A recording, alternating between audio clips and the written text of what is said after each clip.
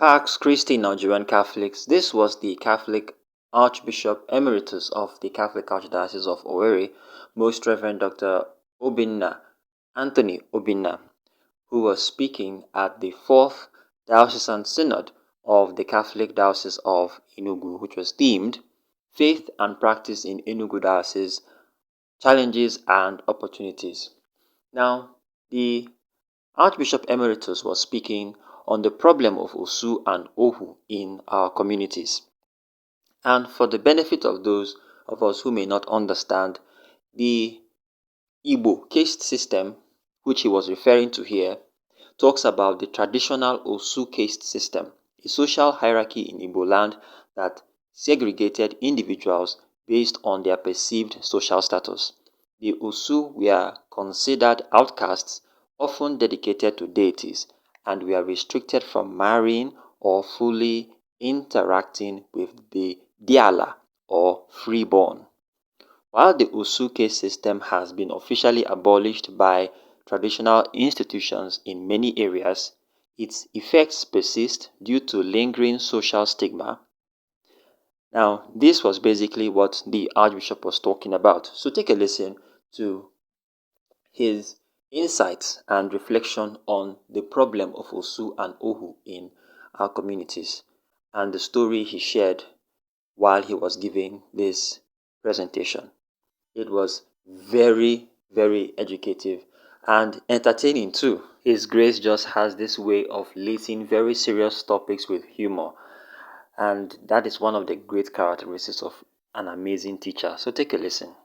We have made considerable progress in relating to one another respectfully in public, religious, and private spheres without questioning, insulting, or assaulting the human identity and equal dignity of fellow individuals. When I look at you here, where are the diala? Where are the Osu? Where are the Ohu? Nah, which one do you belong to? Which one do you? Okay. Okay. Yeah.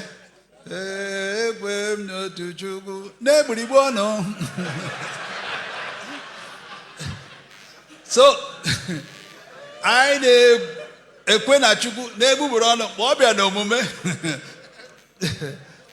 all right. So we have made considerable progress. You no longer find who is diala, who is Ofu generally.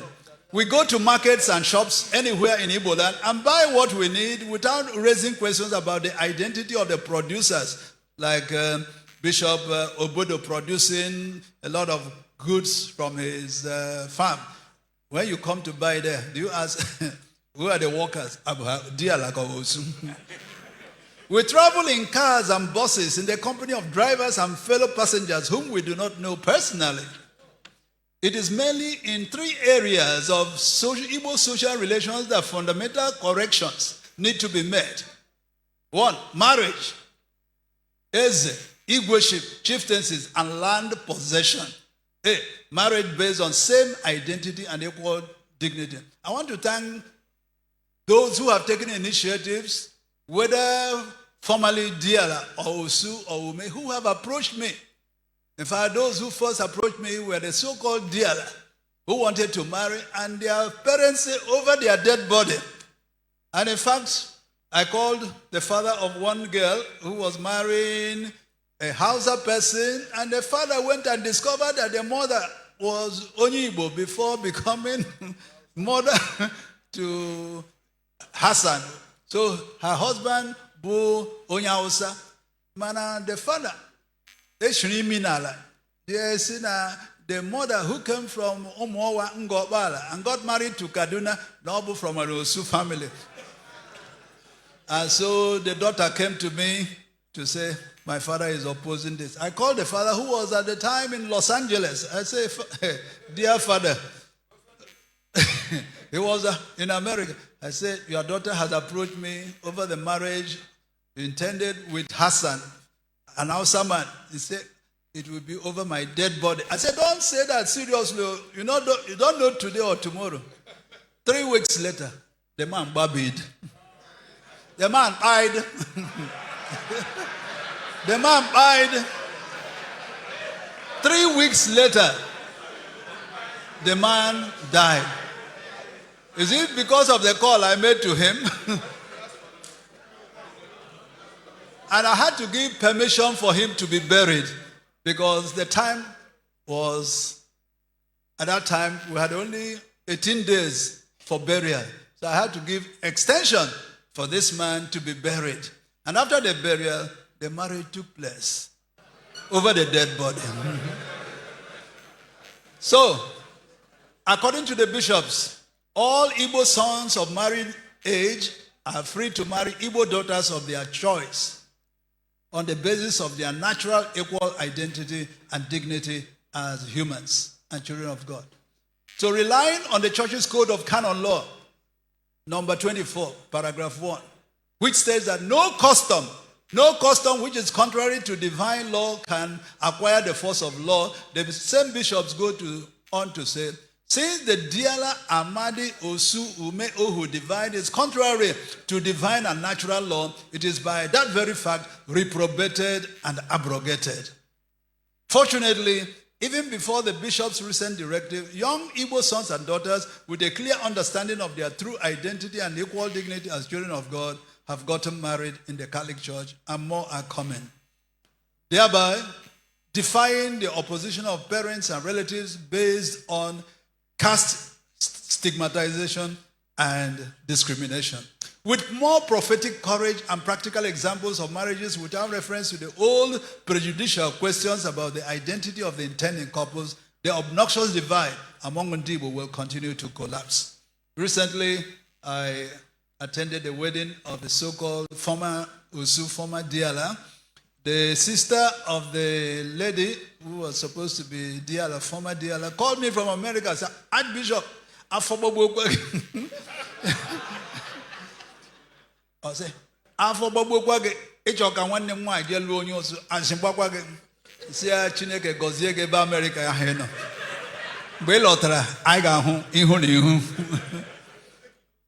kemgbe marriage ahụ mecha anụbe m mkpụrụ ya Ezeship, Igwe, the leadership among the Igbo has evolved from the rule of the age grades, elders, gerontocracy, and functional specialists, Ezane, Ezara, Dibia, Dinta, Diochi, to what we now have as traditional rulers, Eze, Igwe, and chiefs. The colonial legacy of warrant chiefs and the awareness of emirs and obas in different parts of Nigeria helped to reshape Igbo traditional leadership. It wasn't exactly the way it is now. Some of us have borrowed things from Benin, from Sokoto, and from Ekiti and Ijebu-Ode. As in the marriage context, and even more so in conferring Ezeship, Igweship, and chieftaincies, the discriminating boundaries of Amadi, Diala, Osu, Ume, and Ohu, based on blood purity and impurity, continue to be used and introduced. In communities in Enugu and Imo, and maybe elsewhere in Igboland, controversies, if not violent conflicts, have arisen over entitlements to these leadership positions and honors. Given that all Igbo and indeed all humans share the same God-given identity and equal human dignity, the false claim of blood purity and blood impurity needs to be abandoned.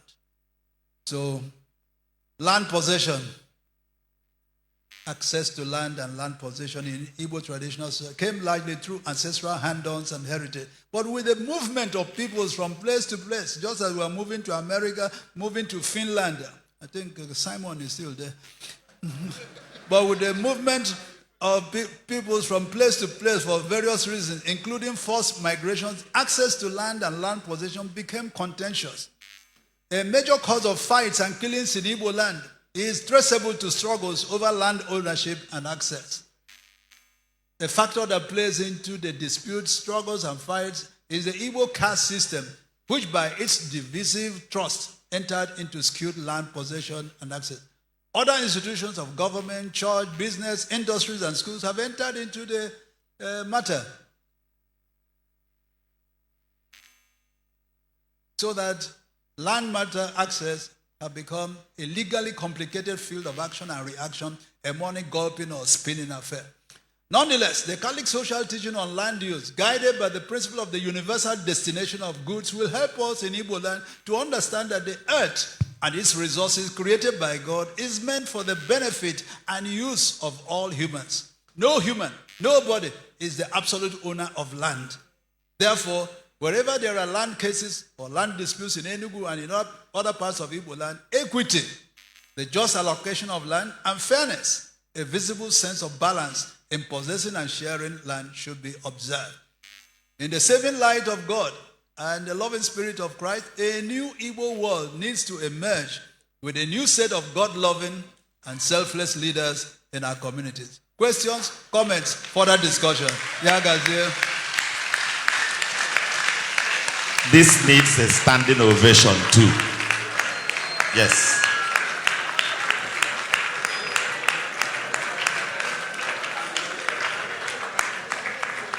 Thank you, Your Grace.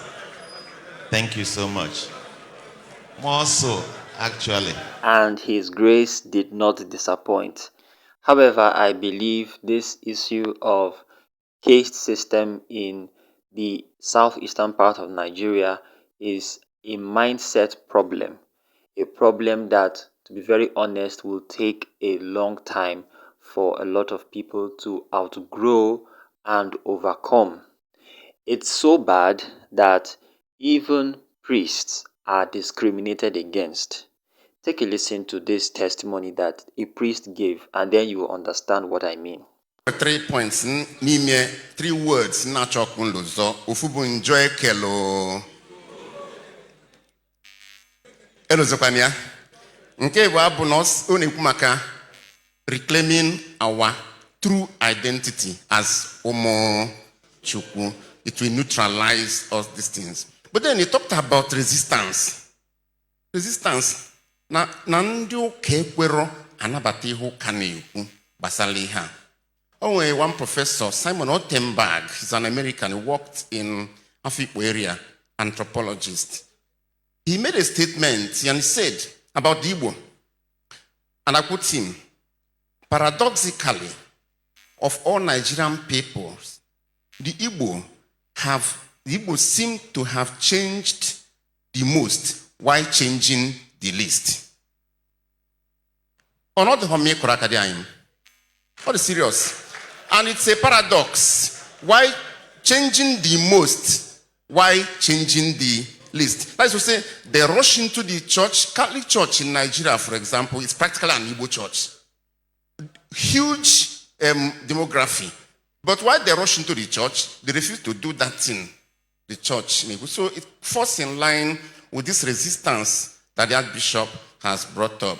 I don't have a lot of time to bring out some points, but even in particular, I would like to say, no, where Enugu is not the peculiar, which other man I in Chanukwa. Ima good thing too much. Ima kwana father, SND father na some parish able study. A German investigation. No, but so they did it to me. Ima kwana ndoka, da hana watch na fara no bosu kona bamadi, as if to say amana tuli na kia. Ima kwana onwe so local government sige just say for ibosu ames me okibu chairman. It's not serious. So, however, I'm not bothered about this, but almost so many of them, which I think in the discussion sessions we can cool down. What I think that I was trying to know, why is these people resisting, and why is the church's effort not being highly rewarding as it should be? I think that the church has also been over-reliant on the pulpit.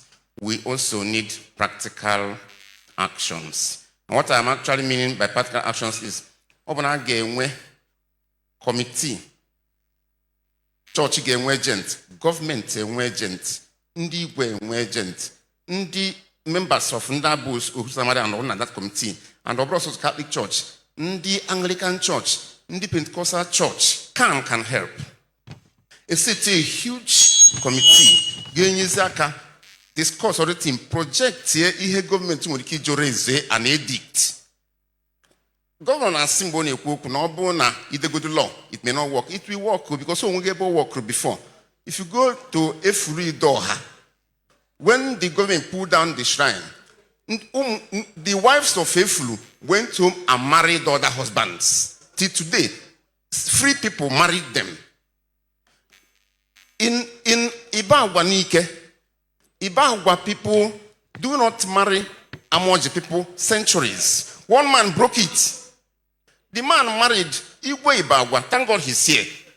Support the man. The man no onye Amoji. Iji Amoji nwa. Osini gebten kata ijiji 7. Ndi nke abịa no asani gebten kata ndida 7. Just telling you the impossible until one man braved it. And the Igwe supported him. The man they are now parents of about 5 children. In fact, one man came where say, "Anya kama na imru nwa n'eziokwu, maka na si na imo nwa na oge nwukwu ise." Obiazo kwara normal child, the woman je kuru nwa tinye n'aka. Na na amugo mu nwa na onwe hokwu ise. And since that time, he here 20 years, eba wana moji na anokoziro onwe he nwanyi, onwerozi nsogbu. We can stop this one. What I love especially about the 4th Enugu Synod was how relatable the topics they invited speakers to speak on were. The topics were very relatable. They were hitting on the issues that the church faces in today's Nigeria. Thank you so much for watching. Talk to you soon. God bless you.